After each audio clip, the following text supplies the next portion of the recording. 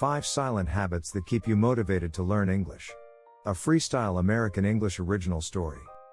The 2 a.m. quit moment. There is a moment when almost every English learner wants to quit. It's usually late. Maybe 2 a.m. the grammar book is open. Your eyes are tired. You're thinking, why am I even doing this? My English will never be good enough.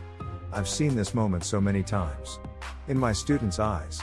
And yes, in my own life too. But here's the secret. The people who become fluent are not the ones who never feel like quitting. They are the ones who learn how to stay motivated. Even when they feel tired, busy, or discouraged.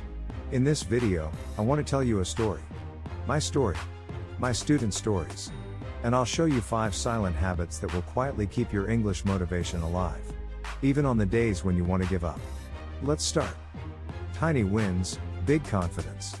When I first started teaching English, I thought I had to be the perfect teacher. Perfect lessons. Perfect explanations. Perfect pronunciation. One day, after class, one of my students stayed behind.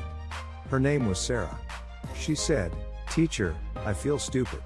I study every day, but I still make mistakes. My motivation is dying." Ouch. I could feel her pain. So I asked her, "What did you win today?" She looked confused. "Win? Nothing.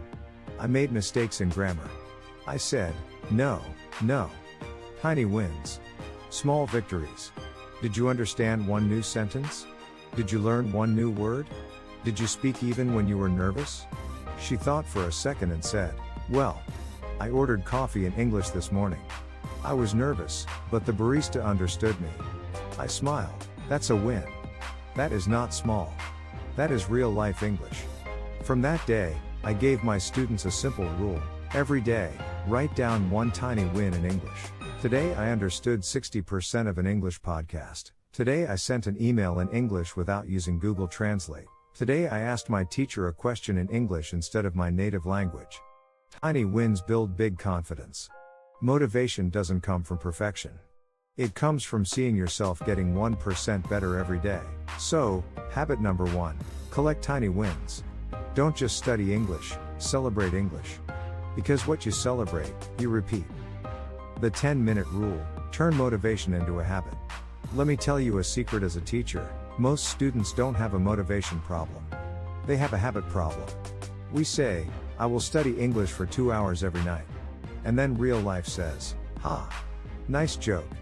You're tired. You have work. You have family. You have stress." So here's what I tell my students. Forget 2 hours. Give me 10 minutes. This is called the 10-minute rule. Don't think, "I must study a lot." Think, "I will just show up for 10 minutes. Because here's what usually happens. You start for 10 minutes. And you end up doing 25. And even if you only do 10, that's still a win. You kept the habit alive. One of my students, Mehmet, said, "Teacher, I don't have time. My job is busy." So we made a deal. Every night, before bed. Just 10 minutes, one short YouTube video in English. One sentence he writes in his notebook. After 30 days he said, "Teacher, this is crazy. My English didn't explode, but I feel like English is a normal part of my day now. I don't need motivation. It's just what I do." That's the magic.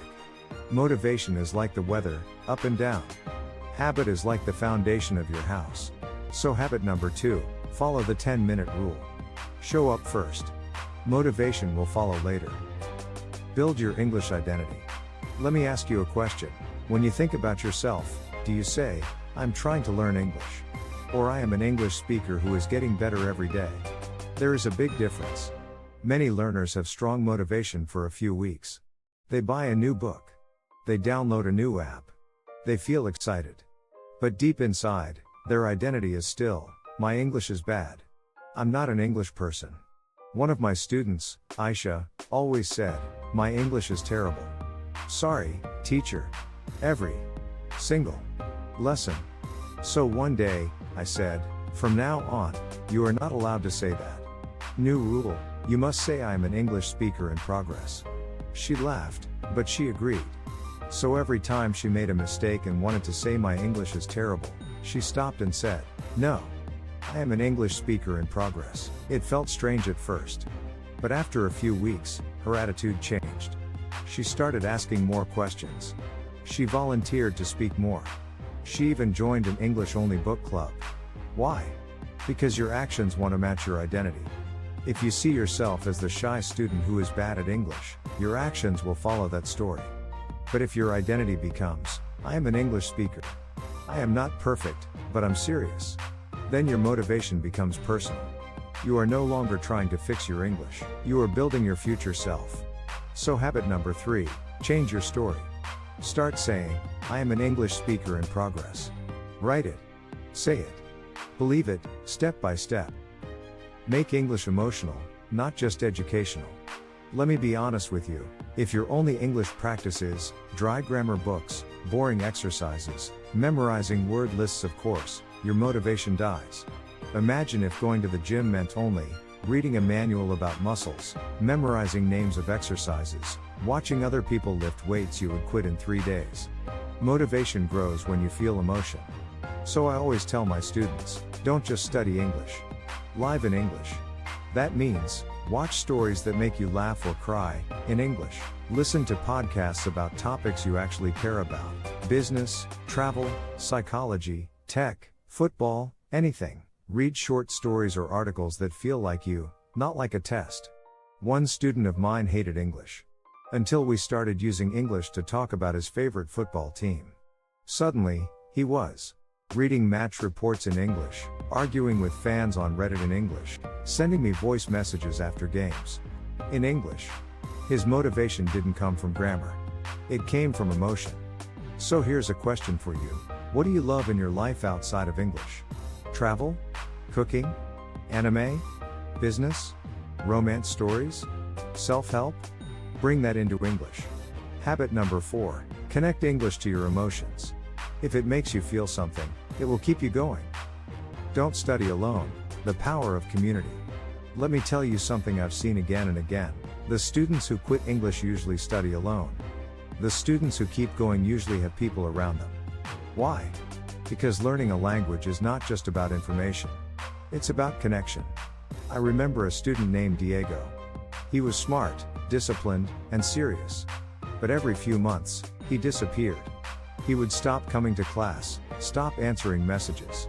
When he finally came back, he said, "Teacher, when I'm alone, I lose motivation. I need other people who are on the same journey." So we made a simple plan. He joined a small English-speaking group once a week. He found one accountability partner, a friend who was also learning. Every Sunday, they sent each other a simple message. What will you do for your English this week? And guess what? He stopped disappearing. Some weeks he was tired. Some weeks he did less, but he never went back to zero. Because he wasn't just learning a language. He was part of a community. You don't need 100 friends. You just need a few people who understand your struggle, share your goals, and say me too when you want to quit. That's habit number 5. Don't walk this road alone. Find your people. Even one person is enough. Join a class. Join an online group. Participate in the comments. Talk to other learners. Talk to me in the comments if you like. Motivation becomes stronger when it is shared. Your next 7 days. So let's put this all together. You now know the 5 silent habits that keep your motivation alive. 1. Tiny wins, write one small English victory every day. 2. 10-minute rule, show up for just 10 minutes, no excuses. 3. English identity, start saying, I am an English speaker in progress. 4. Emotional English, use English with things you love. 5. Community, stop learning alone. Find your people. But knowledge is not enough. You need action. So here's my challenge for you. For the next 7 days, Day 1, start your tiny wins list. Day 2, use the 10-minute rule, just once. Day 3, write I am an English speaker in progress and put it somewhere you can see. Day 4, watch or read one thing in English about a topic you love. Day 5, leave a comment in English somewhere, YouTube, Instagram, a forum. Day 6, talk for 2 minutes out loud in English, about your day. Day 7, review your tiny wins list and notice how far you've come. You don't have to be perfect. You don't have to be the best student. You just have to keep going. And if nobody has told you this today, I am proud of you for not giving up on your English. You are closer than you think. If this story helped you feel a little more motivated, tell me in the comments, which habit will you start this week? And if you want more real English stories, motivation, and practice, subscribe and stay with me on this journey. Because your English is not just a language skill. It's a bridge to the life you want. And I'll be here to help you cross it.